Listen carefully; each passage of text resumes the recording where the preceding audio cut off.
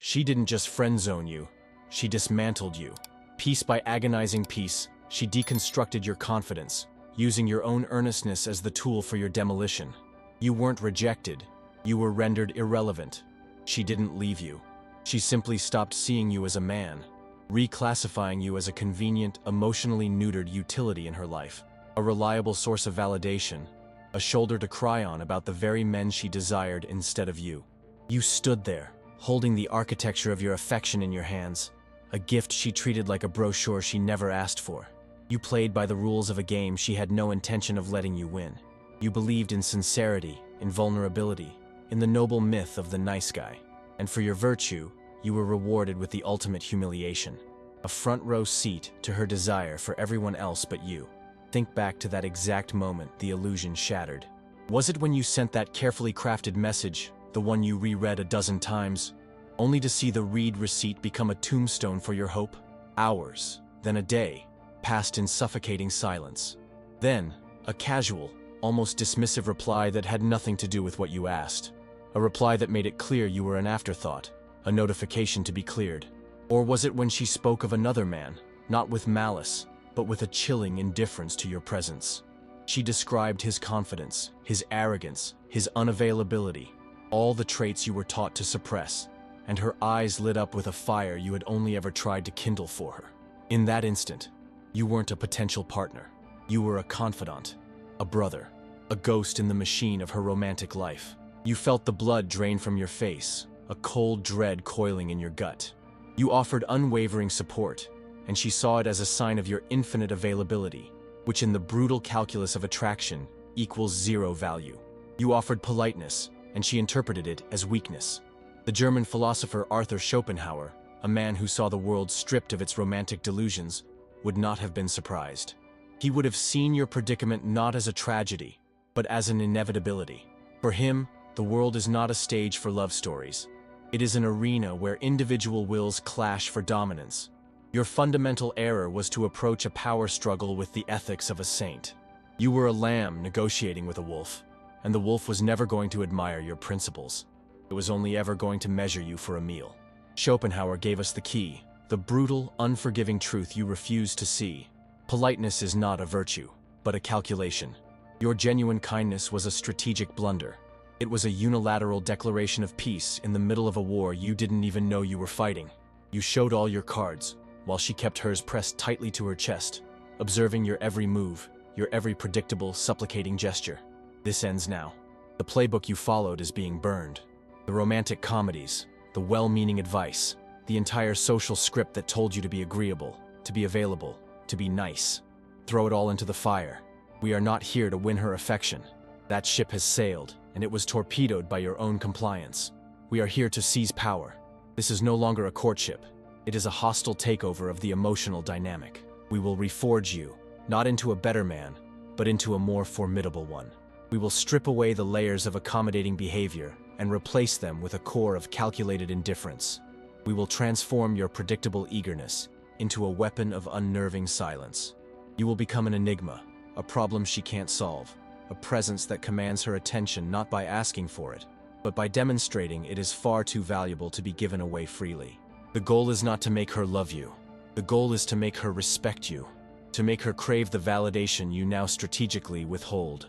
The climax of this transformation will be the moment the roles are irrevocably reversed, when she is the one sending the double text into the void, when she is the one desperately analyzing your every move, wondering why the man who was once a predictable comfort has become a cold, magnetic force of uncertainty. But how do you build a fortress of emotional detachment when all you've known is how to build bridges? The first step is understanding that you must become the architect of her obsession, and the foundation of that architecture is your complete and total control.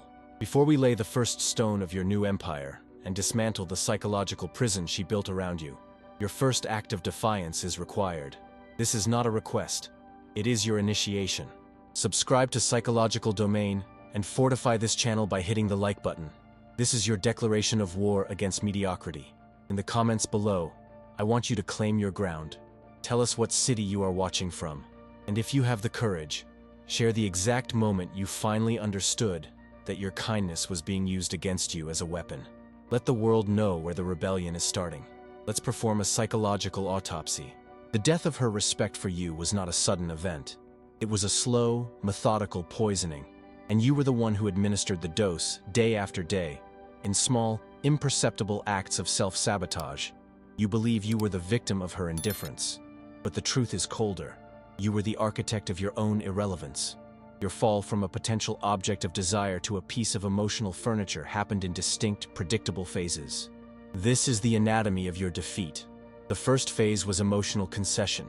It began the moment you offered your emotional labor for free. You became her confidant, her diary, the unpaid therapist she called to complain about the very men she was actively choosing over you. You listened, you nodded, you offered sage advice, believing this investment of empathy would yield a return of affection. Schopenhauer would call this a fool's bargain. You were operating under the delusion that human connection is a marketplace of sentiment. It is not. It is an arena of competing wills. By providing comfort without creating tension, by offering support without demanding respect, you defined your utility. You were useful, but not desirable. Every time you listened to her detail another man's appeal, his confidence, his unavailability, his mystery, you were not being a friend. You were being a focus group for your own replacement. She tested you. She dangled the bait of intimacy, and you took it, not realizing it was attached to the hook of platonic utility. You gave her the validation she craved from a safe, neutered source, while she reserved her desire for the men who represented a challenge, a conquest. You thought your vulnerability was a strength, a sign of emotional maturity. In her eyes, it was a confession of weakness, an open invitation to be used as an emotional tampon. You offered her a map to your psyche, and she used it to navigate around you. From this foundation of concession, the second phase was inevitable, the loss of control. Your emotional state became tethered to her whims. A quick reply from her was a jolt of euphoria. A delayed response was a plunge into a cold abyss of anxiety. You found yourself rereading your own messages, dissecting her punctuation for hidden meaning. A period instead of an exclamation point could ruin your day. This is the point where her silence became a weapon. Her silence is dominance, not distraction. While you were agonizing, she was living her life, your emotional turmoil not even registering as a blip on her radar. You had outsourced your self-worth to a person who saw you as an option, not a priority. Schopenhauer observed that the will to live, the primal driving force in all of us, is a blind, striving impulse for more. Her will was focused on acquiring what she desired. Your will tragically became focused on acquiring her. You ceased to be a sovereign entity and became a satellite, your orbit dictated by her gravitational pull. You checked your phone, not for communication, but for a verdict. You were no longer living your life. You were waiting for hers to include you. This is the insidious nature of the validation trap. You start by offering it freely, and you end by begging for it. This leads directly to the third stage, affective dependency. You were no longer just seeking her approval, you were addicted to it. Your every action became a calculated plea for a scrap of her attention. You changed your plans at a moment's notice if she hinted at being available. You agreed with her opinions even when they contradicted your own. You became a chameleon, sacrificing your own colors in the desperate hope that you might blend into her world. This is where the apologies began. You apologized for things that were not your fault. You apologized for expressing a need. You apologized for having a boundary. When you apologized for existing in a way that slightly inconvenienced her, you signed your surrender. Each unnecessary "I'm sorry" was another brick in the wall of her disrespect. It communicated that your comfort was secondary to hers, that your time had less value, that your reality was negotiable. She tested you, and you failed. She'd cancel plans last minute with a flimsy excuse. A man with self-respect would have created distance. You replied, "No problem. Let me know when you're free again." You failed the test. She'd make a playfully condescending joke at your expense in front of others. A man of substance would have met it with a sharp, unamused silence or a clever reversal. You laughed along, proving you were willing to be the jester in her court. You failed the test. These were not conscious, malicious schemes on her part. They were instinctual probes, the way an animal tests the strength of a fence. She was looking for your spine, and you showed her, time and again, that you didn't have one. The final catastrophic phase is breaking the silence. This is the grand gesture, the confession you rehearsed in your mind 1,000 times. You sat her down, your heart pounding, and you laid it all bare. You told her how much she meant to you, how you felt, how you hoped for more. You thought this was an act of courage. It was an act of complete and utter abdication. In the brutal calculus of power, you revealed your entire hand while she had shown you none of hers. You traded the potent power of mystery for the pathetic plea for pity. You were no longer a potential partner, a puzzle to be solved. You were a problem to be managed. Your grand confession did not inspire her desire. It triggered her revulsion. It confirmed everything she already suspected, that your kindness was not a sign of character, but a strategy of a supplicant. You were not a generous friend. You were a covert contractor, waiting for a payment she never agreed to. Your confession was the final nail in the coffin of her attraction. You had given her all the power, and she now had the luxury of letting you down gently. A final act of condescension that cemented your status as a harmless, pitiable subordinate. Perhaps you are listening to this, and a voice of protest rises within you. But I was just being a good person. Isn't it right to be kind, to be honest, to be vulnerable? This is the noble lie you have been sold. Schopenhauer would laugh at such naivete. He stated, "Politeness is not a virtue, but a calculation." Your error was in mistaking the rules of civilized society for the laws of human nature.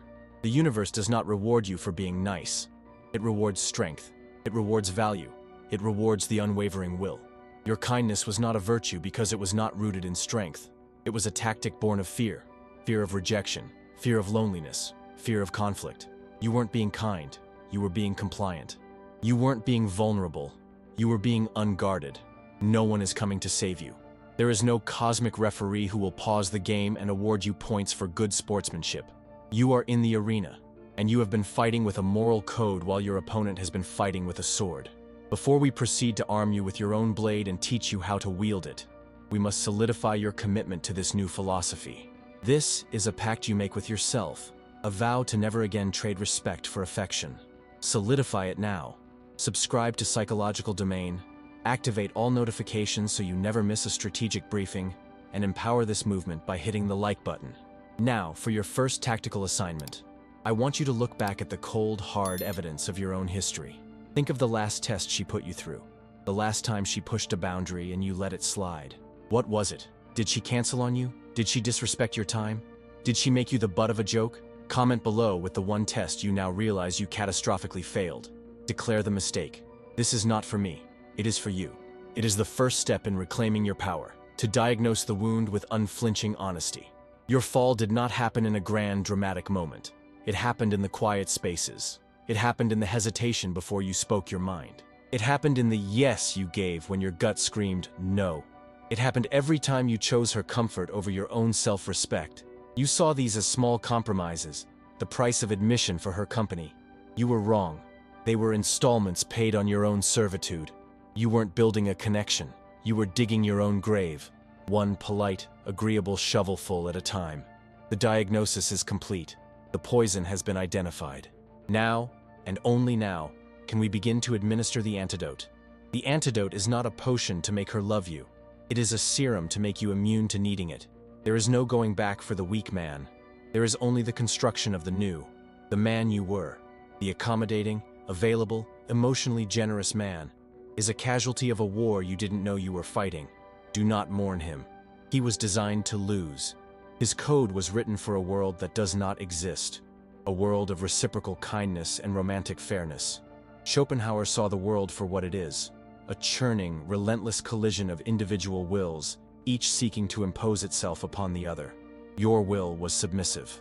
You sought to harmonize, to connect, to serve. Hers sought to conquer, to test, to consume. The outcome was preordained. Now, we begin the reconstruction. This is not an emotional journey of healing. This is a cold, tactical re-engineering of your operational code. We are not healing a wound. We are forging a weapon. Your first command is absolute. Cut the excess. Every channel through which you leak value must be severed. Your constant availability, your predictable replies, your emotional support. These are hemorrhages of power. You will now initiate a protocol of strategic withdrawal. This is not ghosting. Ghosting is an emotional reaction. This is a calculated disappearance. You will vanish from her digital life. No grand announcement, no bitter final text, no dramatic unfollowing. Such acts are the tantrums of the powerless, a final plea for attention. Your disappearance will be silent, total, and unexplained. An explanation is a negotiation. You are done negotiating. You are now dictating the terms of reality through your absence. Let her wonder. Let her check her phone and see nothing. Let her scroll through your social media and find only a void where your validation used to be. You must become an absence that carries weight, not a presence that begs. The silence you impose is not empty. It is filled with her doubt, her questions, and the slow dawning realization that a fundamental law of her universe has changed. The sun she took for granted has gone dark. The second command: install the silence. Your previous mode of operation was reactive. Her message was a summons, and you answered it with the desperate speed of a subordinate. That ends now. Silence is your new language, and you will become fluent in its dialects. When she inevitably reaches out, and she will, because you have disrupted a pattern and the human mind abhors a vacuum, you will not respond. Not for an hour, not for a day. You will let the message sit, a testament to your newfound control. Understand this. Your immediate reply was a confession of your low status. It told her, "My time is less valuable than yours. My focus is on you." Your silence now communicates the opposite. It says, "I have a mission. I have a purpose." Your communication is an interruption, not a priority. It will be addressed when and if my schedule permits. This silence is not passive. It is an active assertion of dominance. While she waits, her mind will race. Did she offend you? Have you met someone else? Has your entire world shifted without her permission? You are forcing her to invest emotionally, to fill the void you have created with her own mental energy. Schopenhauer wrote of the will's blind striving. By withholding a response, you become the object of her will's striving. You do not reconquer. You replace with a sharper silence. Third command: control the reaction. If and when you choose to re-engage, it will be on your terms, and it will be unrecognizable to her. Your interactions will be minimal and unpredictable. The long, heartfelt paragraphs are gone. They are replaced with concise, dispassionate, and slightly ambiguous responses. Your goal is not to have a conversation. It is to maintain your enigma. If she asks you a question, you might answer it days later, or you might answer a different question entirely. You will never be rude. Rudeness is a loss of control. You will be indifferent. Indifference is the ultimate power. It communicates that her emotional state has no bearing on yours. You are the mountain. She is the weather. Let her storm. Let her shine. You remain unmoved. This unpredictability creates a state of intermittent reinforcement, the same psychological principle that makes slot machines addictive. By making your attention a rare and unpredictable reward, you transform yourself from a utility into a prize. She will find herself working for the validation you once gave away for free. These tactics are the scaffolding, but they are meaningless without a foundation. The fourth and most critical command is to redirect your focus entirely toward the hierarchy. Your energy, once squandered on seeking her approval, will now be invested in the four pillars of masculine power: the physical, the financial, the social, and the symbolic. You will wage war on your own weakness in the gym, forging a physique that communicates discipline and strength before you ever speak a word. You will become relentlessly focused on your mission, your career, your finances, building an empire of resources that makes you independent of anyone's validation. You will cultivate a social circle of strong, ambitious men, creating a reality where you are a respected leader, not a hopeful follower. Your symbolic value will skyrocket as you master new skills, travel, and build a life so compelling that she becomes a footnote, not the headline. This is the crucial shift. You are not doing this for her. You are not building a better cage to trap a bird.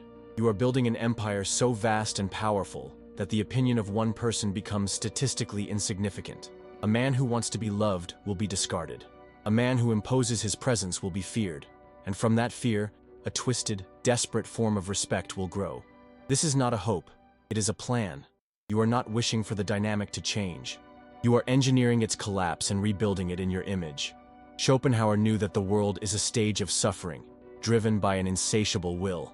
Your mistake was trying to soothe her will. The correct strategy is to make your own will so powerful, so focused, and so unyielding that hers has no choice but to bend to its gravity. You must become a force of nature in your own life. This transformation is your declaration of sovereignty. Before you take another step on this path, you must formalize your commitment. This is not a game for spectators. Subscribe to Psychological Domain and activate all notifications, because every directive is a piece of the war plan you cannot afford to miss. Hit the like button as a salute to the weak man you are leaving behind. Now, answer this, and be ruthlessly honest with yourself in the comments below. As you begin to build your new empire, which pillar will you fortify first? Will it be your physical body, forging it into armor? Your financial power, building a fortress of resources? Or your social circle, assembling a legion of allies? Declare your first target. Let this be the first tactical decision of your new reign. The months that followed were not a period of healing. Healing is for the wounded. This was a period of construction. You did not mend your broken heart. You melted it down and forged it into a key to a fortress you built brick by silent brick, deep within your own psyche. You followed the commands. You redirected the torrent of your focus from her validation to your own ascension. The gym became your temple. Every repetition, a prayer to the god of discipline. Your work became your war. Every success, a conquered territory. Your social life was not a distraction. It was the assembly of a war council. You were not waiting. You were building. And in the quiet hum of your rising empire, the memory of her became a distant echo, the ghost of a man you no longer recognized. Then, one Tuesday evening, it happened. A notification lit up your screen, a name you had not deleted, but had rendered powerless. It was a calculated decision. Deleting is an act of emotion, a declaration that something still holds power over you. You chose indifference. The message was simple, a breadcrumb tossed into the void. Hey, saw that old movie we talked about and thought of you. Hope you're well. Months ago, this message would have been a shot of adrenaline, a spark of hope in the darkness.